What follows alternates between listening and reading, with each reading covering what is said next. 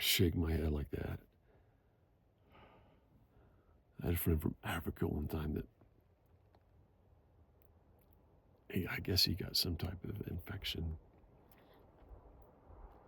and he would shake his head like that.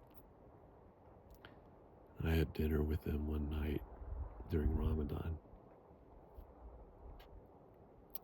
almost 30 years ago.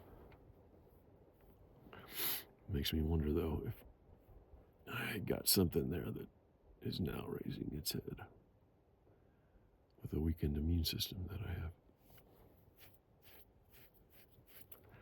My nose is itching too. I was just sorting through these books, which ones to take, which I have like 30. I can't decide. I just ship them. But The Myth of Normal by Gabor Mate was one of them, and I opened it. And it could be just the stress, how stress can affect the body, and in a sense, possibly the stress from my family situation is contributing to this. They didn't like that when I have been trying to recover from Lyme disease for 18 years,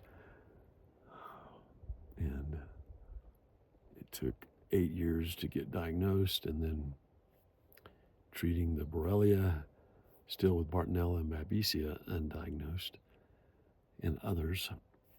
I began to read about the mind-body connection, Gabor Mate, The Body Keeps a Score, Bessel van der Kolk, and shared that with them, since there were some things growing up where not as much physical touch, or not asking me like what I wanted to do when I was on academic probation in computer science in college, because I was helping the homeless. I guess not. It just didn't occur to my family, and that's just the way I believe they would have if they could have thought of it, but the thought of asking me if I wanted to study psychology or social work just didn't occur to them, or counseling just didn't occur. I once told my dad I wanted to study counseling after college, and he looked at me and said, "Counseling, really?" I said, "Yeah." And he goes, "I guess somebody wants to do that," and got up and walked in the house. And so obviously it doesn't ring, it's not something that he has a desire for, and that's indication in my theory of a lot of testosterone in the womb that gives him a very analytical mind, which he has, and led a research center. But also then it happens that testosterone then kind of paints over what was previously there with the female brain, and the more typically empathetic nature that females have. And with me having partial or mild, possibly AIS, then that would leave a brain that's part analytical and also still part more empathetic than perhaps other males without AIS, is my theory. And so having a situation like this, for like my dad, or even sharing with him, like feeling female at times, the more testosterone you have, then kind of the more combative you may be for threat. And if something's not like you, then that could be a threat. So, in a sense, I maybe became a threat to what others thought of him, or ego, and to my mom as well. She was valedictorian of her high school class, so she, beat all the guys with a lot of testosterone in science. So she may have gotten a good amount in the womb, which resulted in her being more analytical and not as empathetic as other females. That's not a judgment, it's just an observation.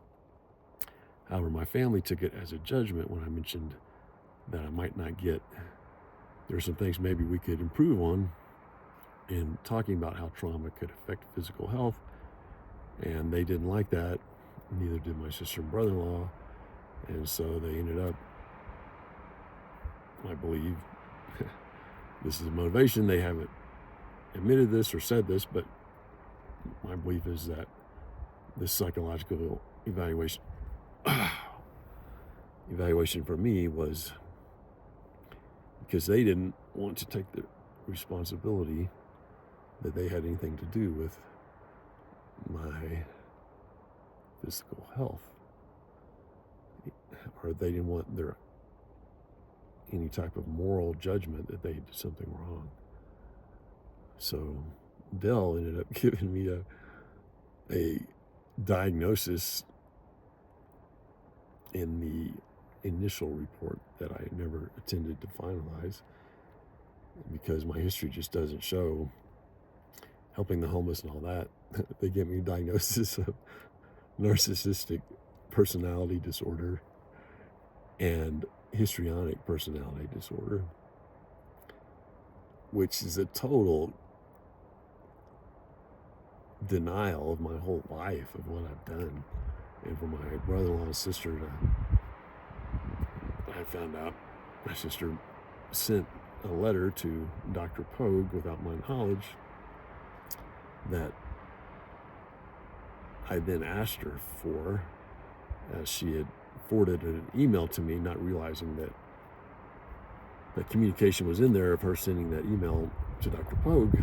And my sister said, I can't send it to you because it might be something that would make you angry, and I would rather have it talk about this in a counseling session. Well, yeah, that'd be great, except that what you wrote affected a psychological diagnosis that could have been used against me my whole life.